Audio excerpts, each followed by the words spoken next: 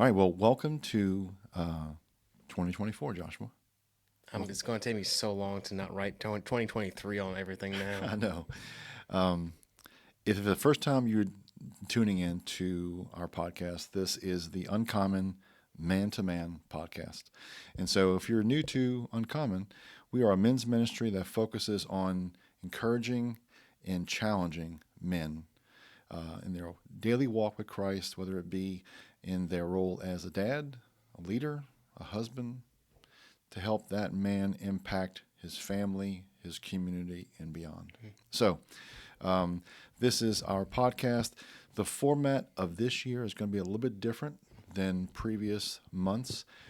This one's going to be a little bit longer, maybe the 30 to 45-minute range, allowing us to dive deeper into topics, and then also be around a 3 segment session. So, pour yourself something hot, cold, and anything in between, and buckle up for a lot of discussion. Mhm. So, this month, January of 2024, see how I did that, is Mental Health Month. And so we wanted to talk about mental health when it comes to Christian men, because I think the stereotype is, well, I'm a new creation in Christ, so I'm bulletproof, baby. Yeah. I'm impervious to everything. Nothing affects me. Men and women who are Christians struggle with mental health just like anybody else does. And so today we're talking about unmasking that silent battle. Yeah, it's interesting because like you said, so many people think like, oh, I'm a Christian now. Now I don't have to worry about that kind of stuff. I'm good now. Right. And I think that is an even more dangerous place to be because now not only you suffer, you can deal with that as it comes. It blindsides you, Oh, right? sure. You're like, oh, I'm bulletproof. Oh no, here comes depression or anxiety. How do I handle that? Um, there's a lot of like balancing act you have to have. Is like, yes, you can trust God with your life and your faith and all that kind of stuff, and you can still feel anxiety. Sure. That's just human nature, and the fight that happens internally. Like, well, yes, I trust God with everything, but I'm still feeling anxious. Am I doing something wrong as a Christian? Right. And so just all those mental battles that happen, it's difficult, especially when you don't prepare for them, and that blind side, like I said. But as we talk about men in this scenario, the stigma of not reaching out for help is a very real and concerning aspect of it. Sure, sure. I think studies show that men are less likely than women to seek help for mental health problems. And I could totally see that. Think of someone in your family, and this is not meant to be funny in any way, that you can think of and say, I think they may suffer from fill in the blank. Now, the holiday uncle may not count as the person was, oh, I could tell you stories.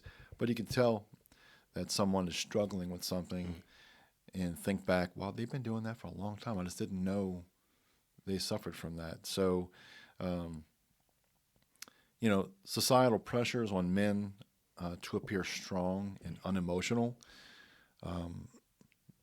We're meant to be robots, right? Yeah. In this society. And so consider a typical action movie hero who never shows fear or sadness.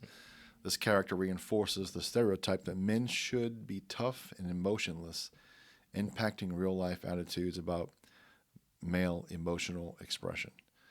So, I mean, think of an action movie. Yeah. You know, Arnold Schwarzenegger, you know, I'll be back. Instead of he says, hold on a second while I touch my feelings for a moment. Let me get centered first. None of the action heroes or quote unquote manly men that we read about on movies never kind of show that emotional side. And so, I've always been drawn to the Japanese culture.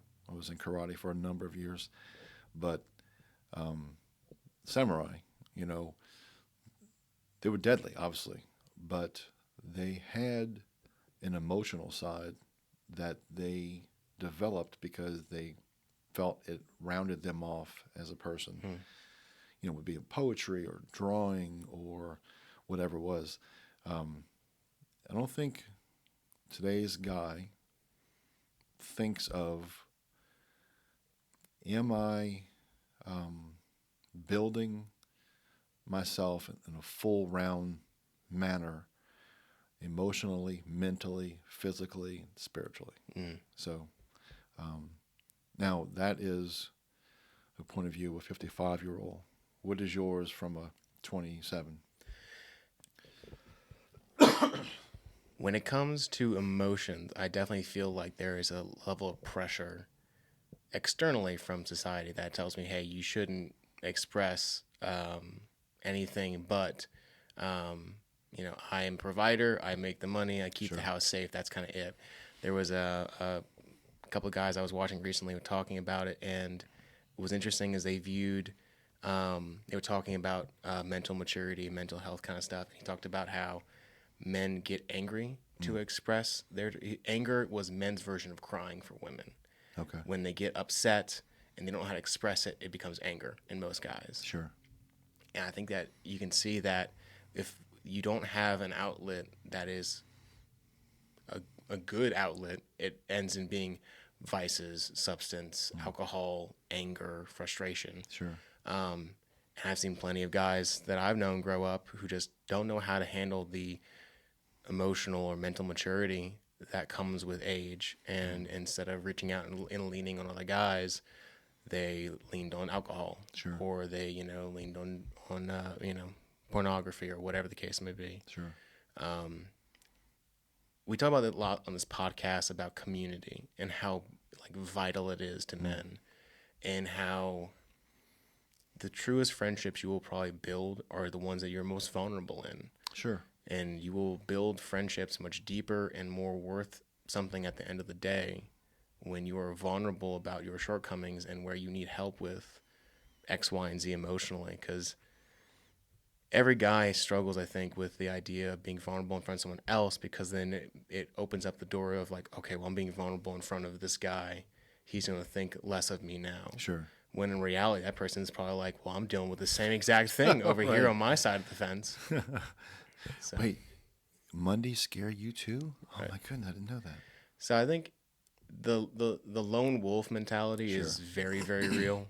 And I think because of that, it kind of has stemmed into this this problem of we are not allowed to rely on other guys or even our spouses and girlfriends as an outlet for mental or emotional turmoil. Oh, sure. I mean, a man feeling depressed may fear being judged as weak as he expresses his emotions. Concerned about appearing vulnerable might choose to suffer in silence. And so one of the things that we did in January, we just launched a new original called Silent Wars. And it is about all the mental health challenges that, in this case, Christian men go through, kind of establishing what some of those are. Because some guys are so walled off, they may not even know. Yeah. So my dad suffered from bipolar for decades. He didn't know. He never got diagnosed. Anybody on the outside could see that rampant bipolar syndrome. And so other people in the family, his brothers have had it and were on medication for it, but he never was. And so many times, you guys don't want to be diagnosed or to find out there's something wrong, because then there means change is a coming. Right. Right. They feel I'm defective kind of deal. Right. It's well, okay, so say you get diagnosed with bipolar and you were to have a choice of maybe taking some medication, seeking help kind of thing. Now people are now expecting change from you. And sometimes we love the addictions we have. We never want to set those down. We might think we do, but many times we don't. And so, and it's really strange to see the difference of how men and women express mental distress or problems. So while a woman might openly talk about feeling anxious and seeking support, a man with anxiety becomes irritable, may increase alcohol use, like you just said. And so it's challenging to open ourselves up because we're always in that competition mode, right? And so, maybe the years in martial arts really helped me with my self confidence, but I never, at least I think I do, I never try to say, well, that person makes $1 million a year and I don't, so I am worthless. I recognize that person makes more than me. Maybe I need to change what I'm doing to reach some goals, but I never tie it to my self worth. And I don't know. I think my dad always struggled with that. He never finished school. He had to drop out. I think at sixth, seventh grade. He was really, really young. And this is back in the day, where people were getting married at age like 15 and 16 on the farm, But I think he always felt insecure about that, and that drove and fueled that mental issue with bipolar. And so he struggled. He really did. He struggled as a man, struggled as a dad, a husband, and it wasn't much anybody could do because that always led to anger on his part. And so when we started doing some research around January being mental health issues, I said, boy, we got them. Yeah. We got some topics. So did you ever see anybody in college deal with something? I know, I'm a Gen X, right? And I love being a Gen X, but we didn't have safe spaces. And we didn't always have all the diagnosis of things. Did you see back in college people openly struggling mentally with stuff? There were a couple people that I think had flare burnout style, like just nuclear near the end when things got very difficult. I know plenty of guys who just went nuclear near the end of their stay, especially Christian guys who maybe were not as strong as they thought they were. They thought they could handle more, and instead of leaning on other guys, they took it all internally, and that lead to substance abuse. But I think I got out around the time of self-diagnostic stuff was kind of like really rampant right now. I do think it's interesting to see how social media has played a huge role in that, of viewing self-esteem and mental health stuff, because, a couple decades back, it wasn't very hard to see, really who do you have in your life to really compare yourself to? Maybe your neighbors, maybe your family. Now, well, you can compare yourself to every millionaire you see on TikTok, every dude who thinks he can make 17 days out of one day by sleeping 20 seconds and making $1 million every time he blinks. Right. Between all of that, I'm sure how that can easily, result in feelings of inadequacy, self-esteem problems, which then fuels into mental health issues, and just you can get hit with it, I think, differently, but the net's much wider now, I think, of influences, and I think it's dangerous if you're not very comfortable in your own skin a lot of the times. And even in this kind of stuff with mental health, we're talking a wide gambit of between self-esteem based mental health. There could be many that are much more severe than that. My wife suffers from mental health as well, that it's taken her a long time to crawl out of that pit, and it's required therapy and stuff like that. So, and that brings up another point of men probably look at therapy for some guys as weakness, as, you mean I got to go sit on a couch and talk about my feelings? And sometimes that's what it takes. And talking through that kind of stuff and getting a counselor. Now, I would highly recommend a Christian counselor, because that counselor will help you walk through that from a biblical perspective, as opposed to a secular one who will just tell you to keep your chin up kind of deal. But sometimes just talking through it and getting the help you need, because at the end of the day, getting the help you need, it just means you're willing to work on yourself. Sure. And I think every person listening to this podcast or not needs to be working on themselves. Yeah. And We're all called to be more like Christ every day. And so recognizing signs and symptoms. So identifying less obvious signs of mental health issues in men, such as irritability, increased anger, or risk taking. The importance of regular mental health checkups akin to physical checkups, and encouraging open conversations about mental health in safe spaces. What's interesting is that I just had my physical, felt like September, and then Mom just had hers done, I think, in December. And when she was filling out the paperwork, she's like, they ask so many new questions now. Are you feeling anxious? Or you feel distressed? Or, it almost feels like, well, everybody's got something going on. I mean, Christ said that, the days are full of trouble, right? There's going to be trials and tribulations. There's going to be some issues. And so I think they're asking people, and whether they answer it on there or not, I don't know. Now, the running joke is you go in there and you say the magic words, and you get the anxiety medication. Yeah. I come from a generation that we were not medicated to this degree. Now, there's a pill for everything.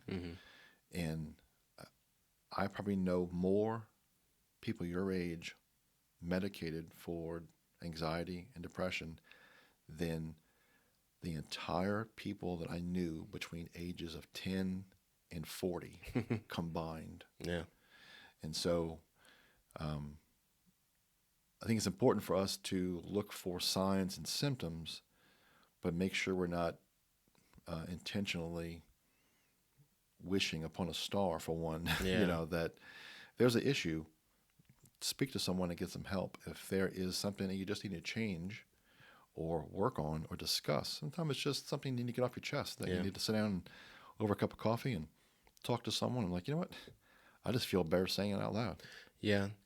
And one thing before we kind of move on to our verse for this first segment, when we talk about symptoms and things to look for, about irritability and anger, I've also seen in many cases guys who put on a front that pretend to be happy and jovial and awesome, and deep down they are like hurting inside. Sure. The guy I knew in college who turned to alcoholism for all his woes, on the outside in, dude looked like he was having a fantastic time. He was loving life, and on the inside he was so broken. And so I think there's an importance there to make sure that you have a mental health checkup with you as well as your friends. And when you ask, "Hey man, how you doing?" and they say fine, you follow up with, "Really, how you doing?" Yeah.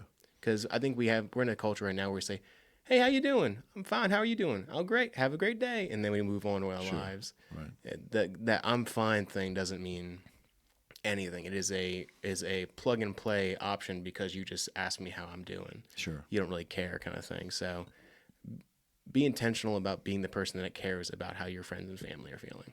Yeah, I think asking questions is a lost art. You and I see that quite a bit of, you get in a room with someone who is not a talker, and let's just say they're just not skilled at small talk. They have like this one or two things they could talk about, weather or sports, and after once you remove that, and like a lot of standing and looking, digging into someone's life, like to some degree, like, "Hey man, so how's work going? How's the family doing? I know you last time we talked that you were thinking about trying to join a gym. Did that ever pan out for you? Invest in someone's life with questions, because they may just be waiting for the opportunity to share that, and that unlocks some bit of their life that they really need help with. Yeah. So our verse on this section is Psalm 34:18. The Lord is near to the brokenhearted and saves the crushed in spirit. The crushed in spirit. Seems like he knew how we would feel with the weight of the everyday. After having dealt with the Israelites for 40 years in the desert, I'm sure he's seen the wide gambit of our mental anguish. Yes, so we're going to take and depart from the Israelites and end our first segment here. We'll pick you up on the other side. Our segment 2, Biblical Insights and Personal Stories. Uncommon would like to thank today's sponsor, Wilson Technology Group. At Wilson Technology Group, we're not just an IT vendor. We're your trusted business partner delivering exceptional support, innovative solutions, and peace of mind. One call, one team, all your tech issues resolved. Okay, so welcome back to segment 2 of our mental health focus on our podcast. We never do this as like radio people. I'm TJ, and this is Joshua, in case you're wondering. 45 episodes in. The nameless man. Right. It's that bald guy, right? So this one is about biblical insights and personal stories. And so there's often a gap in understanding mental health from a Christian perspective. Yeah. And there's characters in the Bible like Elijah and David who experienced moments, and even Job, of deep emotional distress. I mean, Joseph, there are several people who've gone through the ringer. Paul could not have enjoyed every moment, right?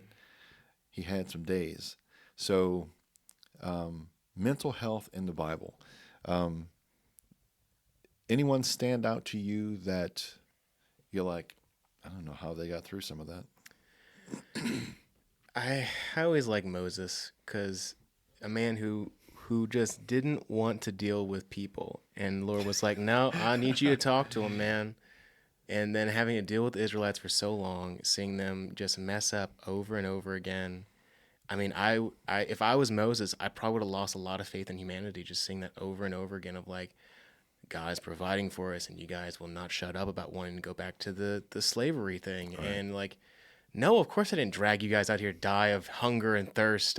We're Stop asking me that. Right? Yeah, exactly. Like, I mean, when he went to put his head on the pillow at nighttime, hearing every Israelite come to him complaining about something or other. I mean, I'm sure that put you in the doghouse mentally for 40 plus years wandering that desert. The weight of that, yeah. Because they're all looking to him. I mean, they're like, "Hey, you took us out here, and we're gonna give all. I got grievances, Moses. You got 10 minutes. Let's go." And taking out on him, and like he didn't ask for. He was called. I think it's interesting to see like all these people were called to do these things, right?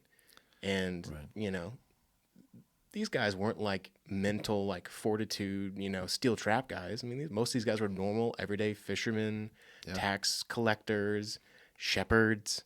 And Lord's like, no, we're gonna do this together because I need you to rely on me to do this. Yeah, I think that you can kind of see that is the premise here. That's the underlying thread that he didn't call the qualified; he qualified the call. And so Moses tried to finagle out of that. No, I don't think so, Moses. I can't speak, Lord. Right. How about Aaron? He's a great speaker. And so, you can kind of see different people that have gone through things. King David, often expresses deep sorrow and distress, like it says Psalms 6, rather. He pleads for relief from his agony and weeping. Despite being a man after God's own heart, David went through some things. Mm-hmm. You cannot kill that many people without it affecting you. Mm-hmm. We know enough people that have been in the military, been in wars, that leaves an impression Definitely on people. Elijah experienced of exhaustion and despair after his victory on Mount Carmel in 1 Kings 19 can comfort those facing burnout, showing that even prophets had similar struggles. That was the portion where Elijah went out into the forest and was like, just Lord, kill me now, right. And told him to take a nap and eat some food and come back at it later. Yeah, he's like, yeah. So he's just like, take a moment. Yeah, I think that was my second one. I was like, yeah. Even God was like, all right, you can just take a quick nap, take a little Dorito break, and we'll come back at it tomorrow. Paul's thorn in the flesh in 2 Corinthians 12:7 might be seen as a spiritual struggle, where David's fear and anxiety in Psalm 55 reflect more direct mental distress, showing the distinction between spiritual and mental health symptoms. Okay. And so I think that this is the whole reason why God chose the the everyday person to be an instrument so that we could identify with that person, because that person was the top of his class. He is, the peak of the mountain when it comes to that genre. Then you and I be like, well, we're not that, so Right. we can't do that. These were people in the field minding sheep. These were fishermen, like you said, tax collectors, on and on. So, but it does on the other side of that show that everybody from the top down, if you can't look at our top of our government and see mental illness, then you're not looking. Yeah. And I'm not political in any fashion, but you could see from the top down, all the way down to little old me, there's some mental issues that we all have to deal with. Yeah. And so, how do we do that? So, some personal stories talks about they were either real life stories or testimonials from people we knew or ourselves that had faced mental health challenges. I think I touched on my dad, my uncle, and his son all had bipolar. I don't think anyone on my mom's side per se that struggled with that, but then again, this was the generation before me. So, the further back you go, the less it was diagnosed, the less it was talked about. It was just dealt with. Yeah. Like, well, there's old crazy Frank. Yeah. That's what he does. He, punches people when he's hungry. So, when Heather was looking to find help, did you find it difficult to find help? We went through several different options to find someone that could actually help. I know that it takes time. I think that's the second part. It's hard enough to understand you need help, but then that second mountain to climb is, well, not all the help that's offered is good. Oh, yeah. So Everybody's got an opinion. right, and so we've gone through a couple, and we finally found one that she loves, and that she's really been a huge blessing to Heather and helping her in our marriage and that kind of stuff. But I think it's interesting because like sometimes it takes going to see someone to talk through that, and sometimes it almost takes I'm gonna call it a villain. I used to deal a lot with anxiety in college. I was just very like knotted up stomach. My emotions like really just destroyed my physical health a lot of the time. And it took some of the worst professors I've ever had to beat that out of me to the point where I just did not care Right. about who are you to say whether I'm good or not. Or who are you to say I can't do this? Almost like in spite, I wanted to get better kind of thing. Sure. And for some guys that works, it worked for me. And I have way thicker skin now, but I think it's interesting that every dude who has to go through something dealing with mental health or mental fortitude in some capacity, it takes all kinds of different journeys where it's talking, meditation and prayer in the Bible, meeting with your pastor. I know our pastors meet with people daily, just talking through our life group leader. He has lunches with one of the guys like every single day, just kind of checking in with you. How you doing? How's marriage and your wife doing? How's your kids doing? That kind of thing. So, yeah, it's interesting because like obviously for me, I'm like, I don't want to go, oh, hey, I undermined the importance of therapy because of just crappy professors. Sure. But, that's a story of personally for me because I look at other people and try to give input where I can because I have a friend right now who's kind of stepping into that creative realm a little bit and he's having to put his work out there and it's resulting in him getting some feedback that maybe is not so great. And I'm having to kind of like, well, hey, you got to let that roll off your back, so. Yeah, so Joshua and I are both in the creative industry and then also with running a nonprofit. Anytime you step in front of people, whether it be to serve or lead the Moses situation, right? You better start to develop some thicker skin and know why you're doing it. Because if you're doing it to get a whole bunch of attaboys, you're going to have some bad days. Yeah. Because most of the time, you get no feedback. You might put something out there, and like, what do you think? And it's crickets. Mm-hmm. Or you would put out there, and they're like, I wouldn't have done that. Well, oh, you can do this? Oh, no, but I just would have done what you did. Okay. So you got to have some thick skin in certain, industries. But I do think that building that mental toughness will help with a lot of the smaller issues. Yeah. Like mountains and molehills. I know people that I gotta buy socks. All of a sudden, socks become this thing that it's like buying a house. Mm-hmm. It's just mind numbing, and I can't get to them. Make the right socks, right color socks. I mean, what is it made of? All these things about socks. Mm-hmm. And you kind of clarify it. You're talking about socks, right? And your Mm-hmm. feet. This should be like a 2-minute conversation, Right. and then moving on. And so, but it really isn't about the socks. That person has a hard time not putting that in such a place that it freaks them out. Yeah. That they focus and obsess about it. And so I think when we can rightfully discern a situation with the power of the Holy Spirit, I think you can keep the main things the main things. Mm-hmm. How is Christ supposed to be paramount in our world if socks are dominating our conversations? Right. And I use that as an extreme, but the funny thing is, I know someone right now they're talking about socks way too much. Yeah. So, faith in recovery. And so we have, over the years, found some really great partners in this here. And one of them is called Reboot. It's a recovery ministry for people in the military. You can check them out. I think it's called reboot.org. Fantastic ministry. And they focus on helping military people with PTSD. And we also have an original for PTSD, the Battle of the Mind. And so it's important to have resources that you can turn to Yeah. after you get real about yourself and realize, okay, you may have a problem. Mm-hmm. What do you do about it? Because you might know someone and say, that's enough.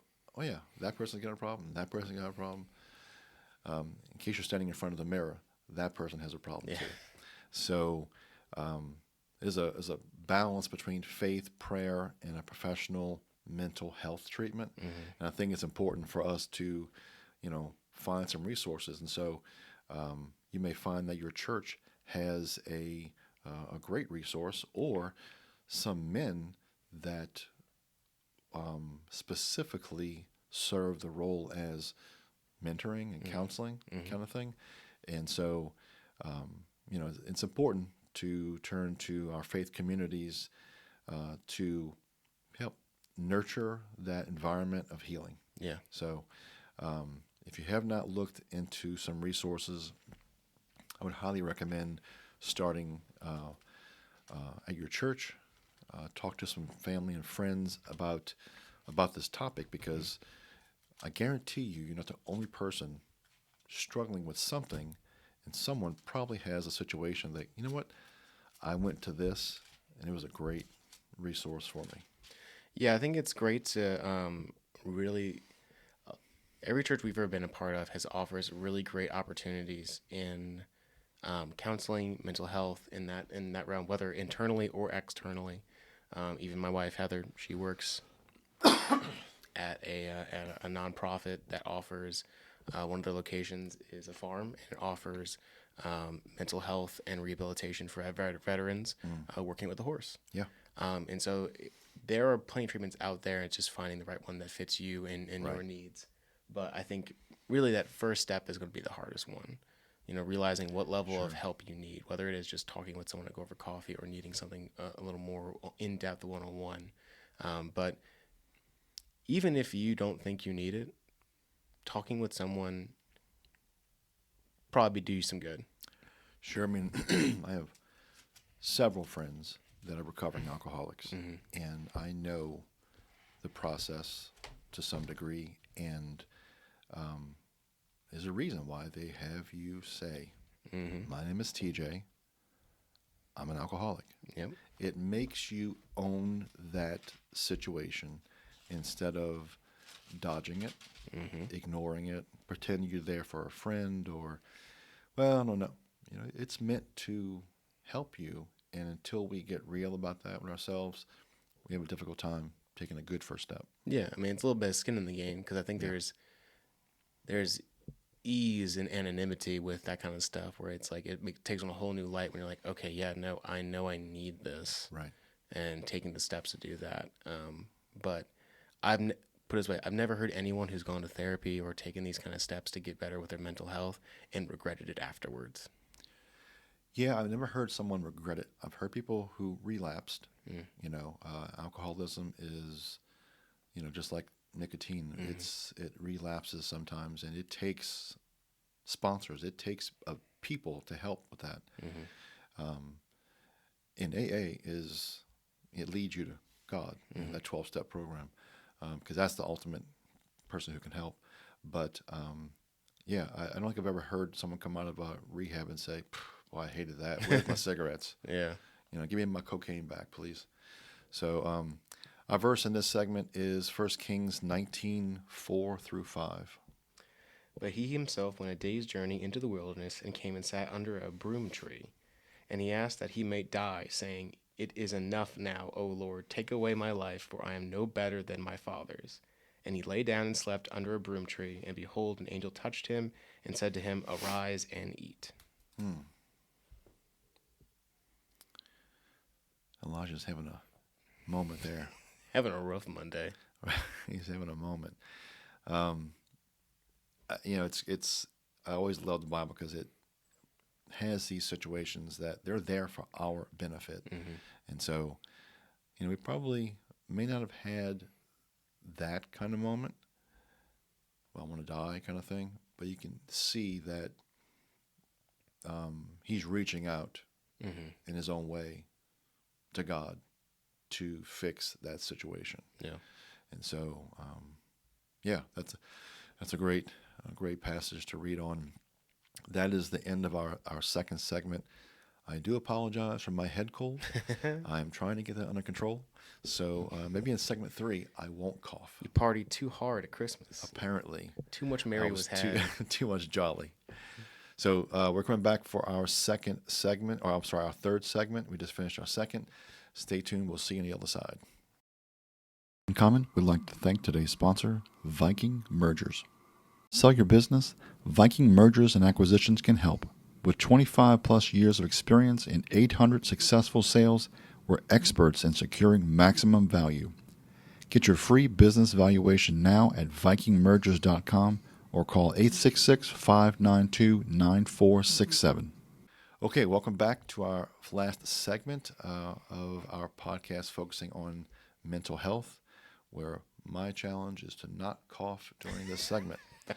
So, bear with me, please. So, the role of the church and practical steps. So, the church sometimes struggles to effectively support those dealing with mental health issues. Yeah. And I can tell you that we do a lot of work with churches. Understaffed, under budget, I hate to say this, underqualified in some cases. Yeah. Just because that man of God is called to preach the word of God does not make him a great administrator. So these people they're trying to get by. They're trying to serve any which way they can. And so it may not always be as effective as possible, but it's important to maybe reach out to those at your church and see if there is someone that they would suggest or could help. And so I know many churches now recognize the importance of mental health, and they're taking steps to kind of provide support. But you and I, we do it at a lot of churches in our ministry, our agency, and I don't know of a single one that I can rattle off and say, yep, they do mental health support. Yeah, a lot of them don't offer any kind of counselor. I know our church offers, the one that we attend, offers counseling, but even that being said, I mean, they may not have, you know, marriage counseling specifically. They may not have a person on board who's, a psychiatrist or a counselor by profession. Um, and so asking, the church you're part of, maybe recommend. That's what we did Right. for us to find someone. We reached out to our life group leaders and said, do you have anyone you recommend us to reach out to speak with? And they pointed us to a couple different organizations, but um, I'd highly recommend, if you feel called to be that for your church, Sure. to fill that role, because you don't need to be certified counselor to offer a lending ear to someone for that kind of situation. Sure. So, Friendly shoulder, ear to confide in and just kind of share without being judged hmm and ridiculed, I think would go a long way with people. Now, you may not get the feedback that you may require to help take that next step, but that person may know someone, hmm or at least it opens the door and you're a bit more comfortable in saying, well, after having a conversation with John about this, I don't feel so embarrassed about it. And so I think I'm going to reach out to my pastor and ask, is there something that you can help yeah, with? Because, a church could organize a regular mental health awareness, kind of session, workshop, whatever, and they can invite someone who's a mental health professional mm, to speak and provide resources. yeah, So if you're a church out there, you may not have the resources to offer this service, but you can maybe organize, hey, get together, guys love food. Just make bacon. I don't care if you just make bacon, put a sign out front and said free bacon. You get guys come in, hmm and so that'd be a great way for a church to offer some support. I know that our church, they host. I don't believe they fund it. At least I don't think so. But they host AA meetings at the church. Yeah, they do.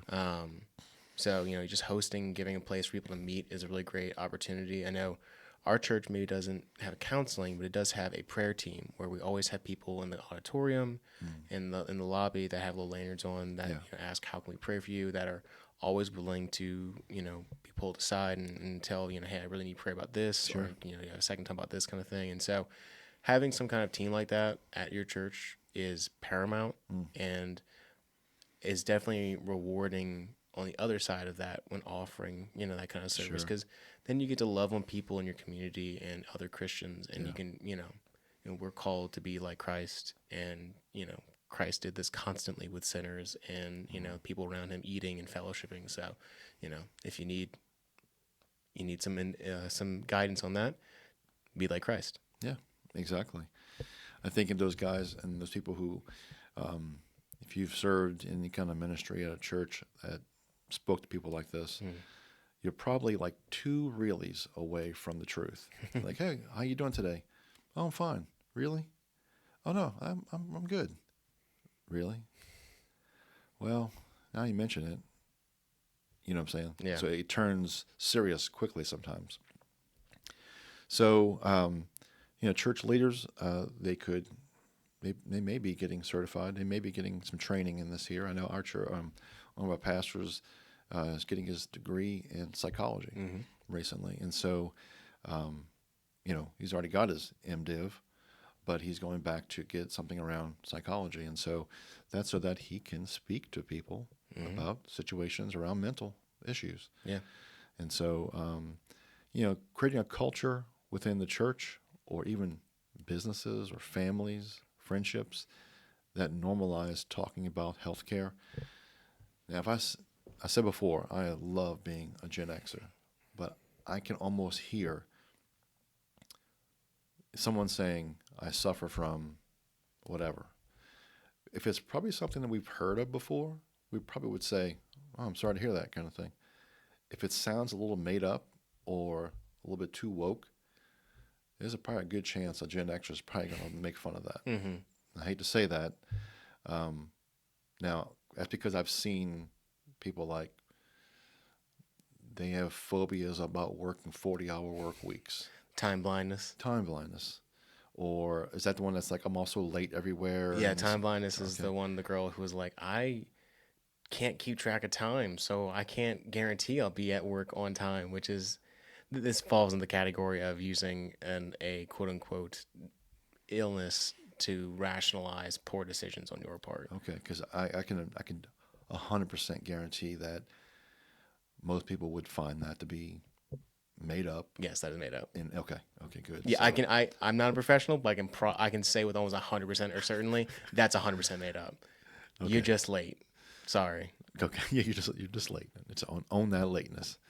Um, let's see. Introducing regular mental health moments during services, where topics related to mental health wellness are briefly discussed, because I think that maybe awareness may be something that could help this situation. Yeah. Just like you see it's Breast Cancer Awareness Month or prostate cancer kind of thing.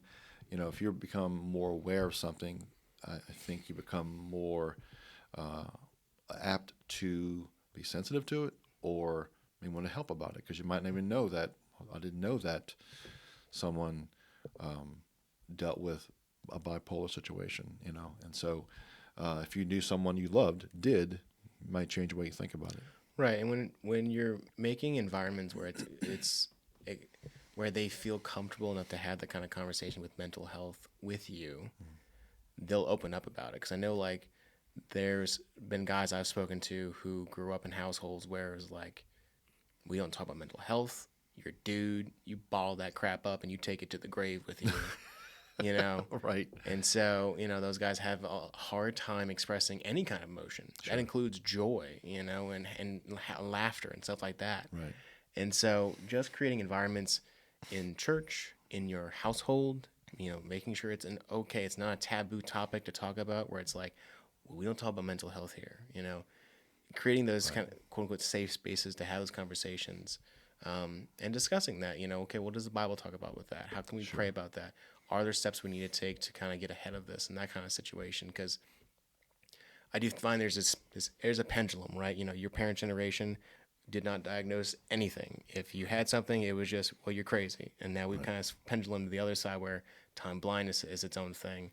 And so it's like somewhere in that kind of middle zone is where we kind of need to be. And this comes from not talking about it at all, then forces time blindness to show up, because we talk about all of it. And it's like, we need to find a good middle ground to have safe spaces to talk about it and look at that through the lens of the Bible and seeing how God can help us work through that stuff. And if it is putting our anxieties on him, or praying about it, meditating, or talking to other people about it, and kind of working our way through that list of a check-in. Yeah, and there's nothing wrong with that if guys are so. I mean, there are movies and movies and books written about guys, but two guys can walk out of their houses from across the street, make eye contact, and nod, and move on with their day. And the wife would say, "Oh, you saw Ronnie across the street? How's he doing? Doing okay." We barely made eye contact. I could see Ronnie across the street. We nodded, maybe give a thumbs up. That's how we communicate sometimes. So, how about some practical tips for mental health? You coughed. Yeah. Too much eggnog. That's 47 me, 1 you. Okay. Editing will be fun for this podcast. So, the practical tips for mental wellness. So, lifestyle changes like exercise, healthy diet, and enough sleep. You may not have an anger issue. You might just need to go to sleep. You ever see a toddler that's beyond tired? Yeah. Go to sleep, little Becky. Go to sleep. One of our family members on Heather's side, he deals with very high blood pressure, and that actually has led to him having like anger outbursts. And so that's a direct result of him like having a very poor diet is causing the high blood pressure, which is causing the anger, which I never really kind of thought about until I was looking at it and some research. I was like, that's a weird correlation to kind of hit all those things. So, having a diet to kind of help regulate that kind of stuff it plays a bigger role than I ever thought it could. I mean, the body's complicated, Hmm. and there's going to be things that we do to ourselves or our body does, and all of a sudden you're like, well, that's not cool. I don't like that. I don't like that feature, Lord. No, I do not like that feature. The importance of building a supportive community and having trusted people to talk to. So, not everybody who has ears is someone you need to speak to, Yes. because that person may not care about you, may not speak wisdom into you. That person may not be godly. Yeah.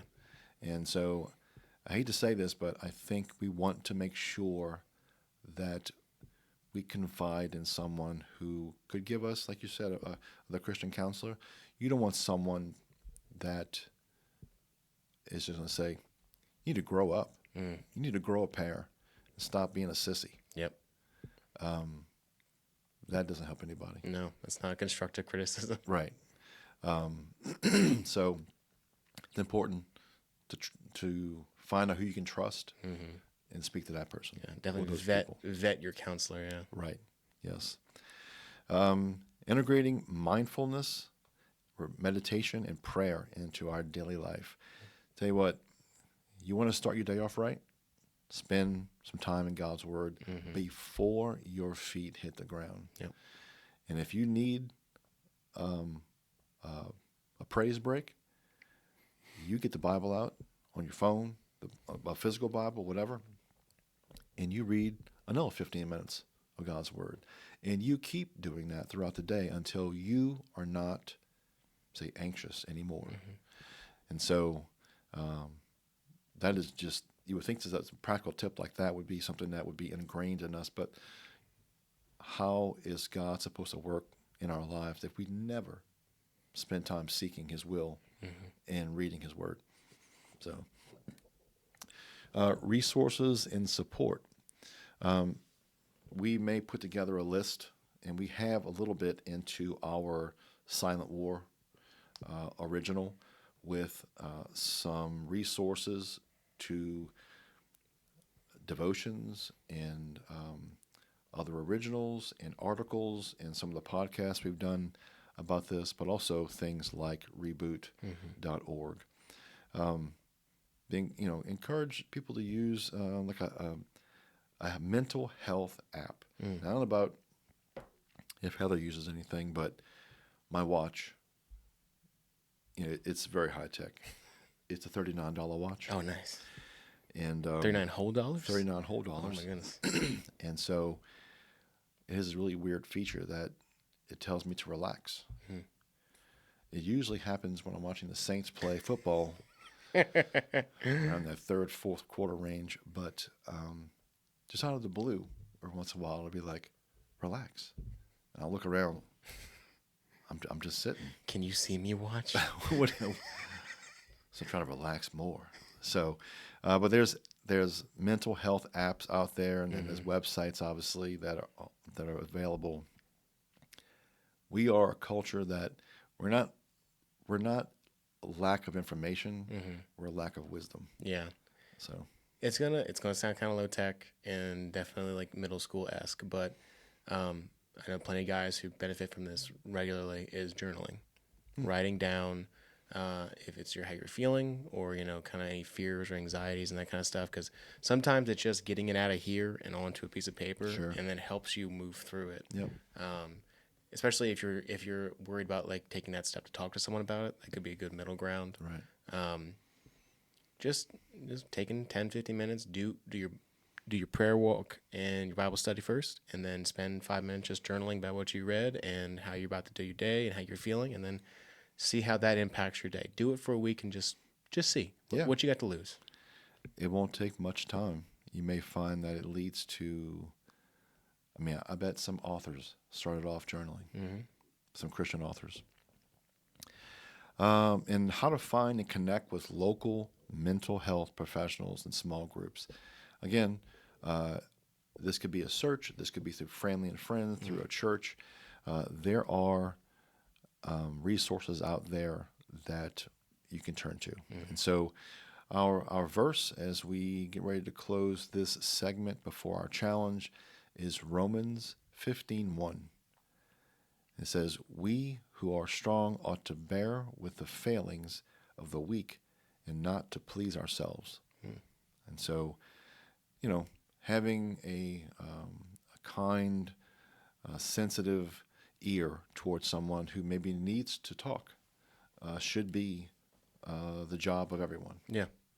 So our challenge is to encourage you to reflect on your own mental health or that of someone close to yourself, and challenge yourself to take one proactive step this week, whether it's seeking help, starting a conversation, participating in a mental health support group, whatever it is. Take one good step toward better mental health. I sound like Dr. Phil. And that last segment was, how does that make you feel? Got the right amount of hair for it. I do. Yeah, I have the same haircut, just not the same bank account. Well, I hope this is a good resource for everybody. If you start talking about this, we'll have one more related to this topic. We're going to move to 2 podcasts a month, but they're going to be longer in size like this.